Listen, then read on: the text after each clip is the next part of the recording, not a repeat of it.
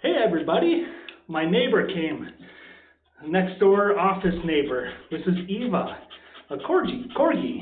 This is Greg Young's dog, and she comes to the office, and of course, she made me run around, so I'm tired and she's tired. But anyways, this is my office neighbor, Eva. That's right. Eva came to my office. She comes to our office basically on a weekly basis, if Greg allows her to, of course. But, there's something about dogs that bring some kind of comfort, right? And it's just kind of a hard to explain. We see their joy and how happy they are to see us, right?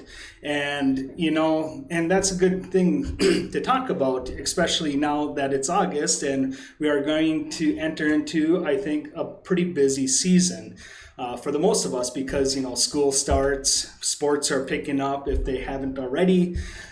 Faith formation is going to begin, and all these Bible studies and whatnot are about to begin, right? And so we find ourselves having a full schedule, and keeping busy is always good, but sometimes the evil that comes from to it is we become really fatigued, and that tiredness has us begin to be more, I'd say, idle. And so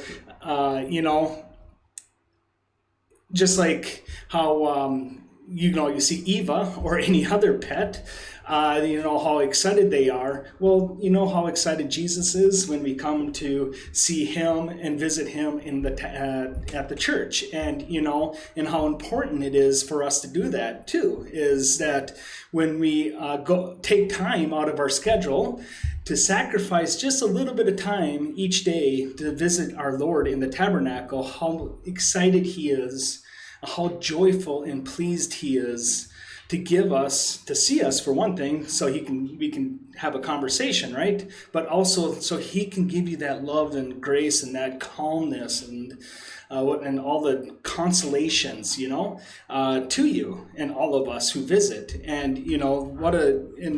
And so I just want to encourage everyone as we enter into this busy time of the year to not forget about God, to push him out of the schedule, right? And I know I'm not saying everybody does or we do that, but we tend to be, the busier we are, the more we kind of forget about God on a daily basis. And you don't always have to come and pray for 3 hours. You can pray throughout the day also. You can pray basically anywhere. That doesn't mean you have to be vocal, but you pray inside your heart, silently, at your office, at your job, at the sports games, at practices, at school. You can always pray because God is always going to be there with you. And this week, these readings this week, Jesus is really telling us and teaching us that he's always going to be there. We heard about Peter walking on the water, how the apostles were being overturned by these waves, but yet Jesus was there in a calm manner. Or how I think this weekend we're really looking at the church, right? How he built the church, he made our church so he can be there with us. And so, let's just take this week and just contemplate how Jesus is with us in our daily lives, right? Each of us, he's in our lives in different ways, right? And so just pray and contemplate, where is Jesus right now? Where am I with Jesus?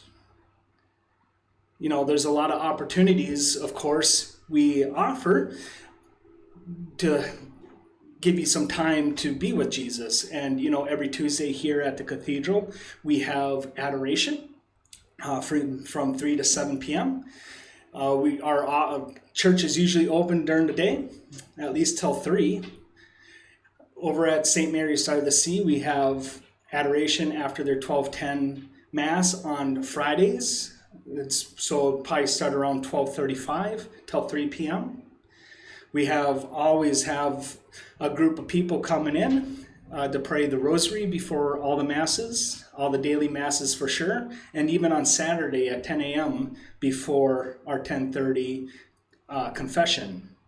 And so, I just invite you and encourage you to find some time to get yourselves disciplined in this prayer life. So when the waves come, when our busy schedules come upon us, we are able to be strong in our faith, in our prayer life, that we are able to take and sacrifice some time for Jesus, to be able to sit in his calmness, his peace, in that peaceful time with him that he brings, especially in front of the Blessed Sacrament.